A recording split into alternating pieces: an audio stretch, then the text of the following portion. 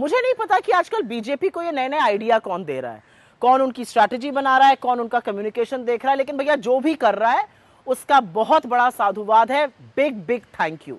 क्योंकि बकलोली में ही सही, मगर एक बात तो साफ है कि बीजेपी ने राहुल गांधी की बातों का सीधे तौर पर समर्थन किया है, और जो थोड़ी बहुत कसर रह गई थी वो कल हमारे मुख्य चुनाव आयुक्त महोदय ज्ञानेश कुमार जी ने पूरी कर दी है।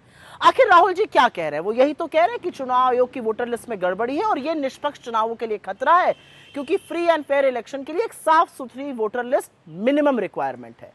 इसका समर्थन करते हुए सबसे पहले तो अनुराग गोलीमारो ठाकुर जी आए, उन्होंने इलेक्शन कमीशन की वोटर लिस्ट पर सबूत के साथ खुद सवाल उठाए।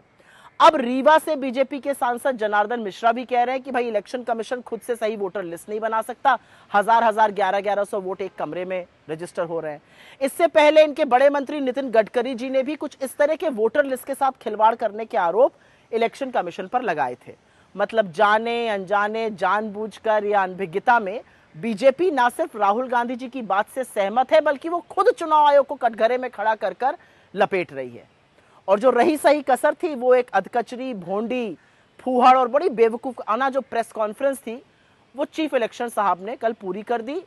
उन्होंने ऐसी ऐसी बातें कही कि समझ में नहीं आया वो ये क्यों बोल रहे थे। उनके दुश्मन ही शायद उनको ये राय दिए होंगे कि वो प्रेस कॉन्फ्रेंस करें, वरना जिस तरह से उसके बाद उनकी कलई खुली वो शायद चुप ही बेहतर थे, इज्जत बची रहती। बीजेपी की प्रवक्ता के तौर पर मुंह बिचका बिचका कर, बेसिर पैर की तर्कहीन बातें कर कर उनकी असल में पोल और खुल गई। उन्होंने करीब 1 घंटा 24 मिनट प्रेस कॉन्फ्रेंस करी, एक ढंग की बात नहीं करी, विपक्ष और राहुल गांधी के डायरेक्ट सवाल का एक जवाब नहीं दिया, और कुतर्क की तो ऐसी लंबी जड़ी लगी थी।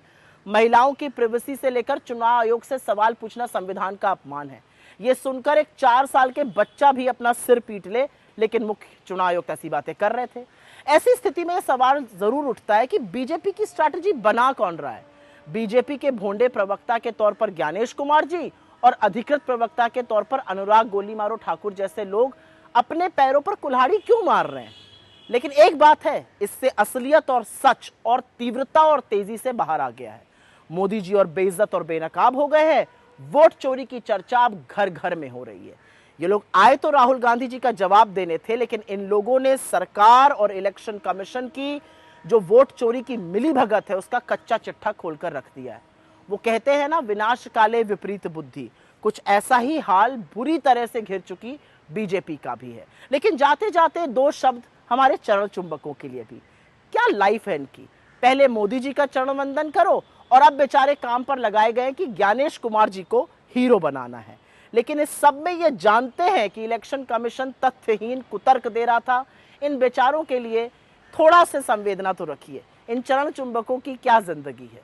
कभी ज्ञानेश कुमार जी को हीरो बनाना है, कभी फलाने को हीरो बनाना है, जबकि ये जानते हैं, ये गोदी गिद्ध जानते हैं कि जो राहुल गांधी जी ने आरोप लगाए हैं, जो सबूत उन्होंने दिए हैं, वो फूल प्रूफ है। और इलेक्शन कमीशन सिर्फ इधर उधर की बात करके हमारे लोकतंत्र में वोट चोरी का पुरजोर काम कर रहा है।